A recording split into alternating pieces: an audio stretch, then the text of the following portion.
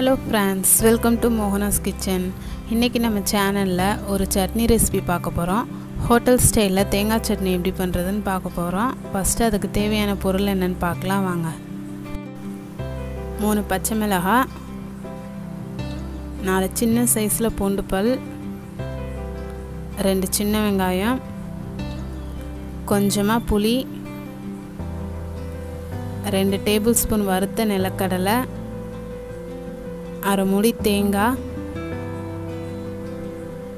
2 tablespoon பொட்டுக்கடலை. இப்போ எப்படி செய்கிறதுன்னு பார்க்கலாம். ஒரு மிக்ஸி ஜாரில் நம்ம எடுத்து வச்சுருக்கிற தேங்காவை சேர்த்துக்கலாம்.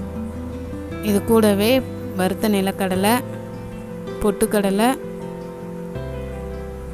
3 பச்சை மிளகாய், பூண்டு பல், 2 சின்ன வெங்காயம், கொஞ்சமாக புளி, கொஞ்சமாக சால்ட் சேர்த்துட்டு இதில் கொஞ்சம் தண்ணி சேர்த்து நல்லா பேஸ்ட்டு அரைச்சி எடுத்துக்கலாம். பாருங்கள், சட்னி இந்த மாதிரி பேஸ்ட்டு அரைச்சி எடுத்தாச்சு. தேங்காய் சட்னி கொஞ்சம் நரம் தான் இருக்கணும், ரொம்ப நைஸாக இருந்தால் நல்லா இருக்காது. அதனால் நைஸாக நீங்கள் அரைச்சிடாதீங்க. இதை ஒரு பவுலில் மாற்றிக்கலாம். இப்போ மாற்றியாச்சு. அடுத்து சட்னியை தாளிச்சிட வேண்டியதான். ஒரு கடாயில் கொஞ்சமாக எண்ணெய் சேர்த்துக்கலாம். எண்ணெய் காயட்டும். இதில் 1 டீஸ்பூன் கடுகு உளுந்தம் பருப்பு சேர்த்துக்கோங்க.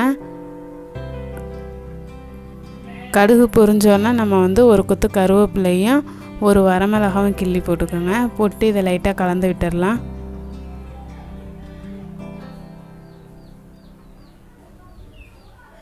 இப்போ இதை நம்ம எடுத்து வச்சுருக்கிற தேங்காய் சட்னியில் சேர்த்துடலாம். அவ்வளோதான், நம்மளோட தேங்காய் சட்னி தயாராகிடுச்சு.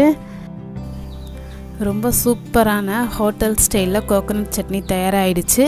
இது இட்லியை விட தோசைக்கு ரொம்ப அருமையாக இருக்கும். நீங்களும் இந்த மாதிரி ட்ரை பண்ணி பாருங்கள். இந்த வீடியோ உங்களுக்கு பிடிச்சிருந்தா மறக்காமல் என்னோடய சேனலை சப்ஸ்கிரைப் பண்ணுங்கள். தேங்க்யூ.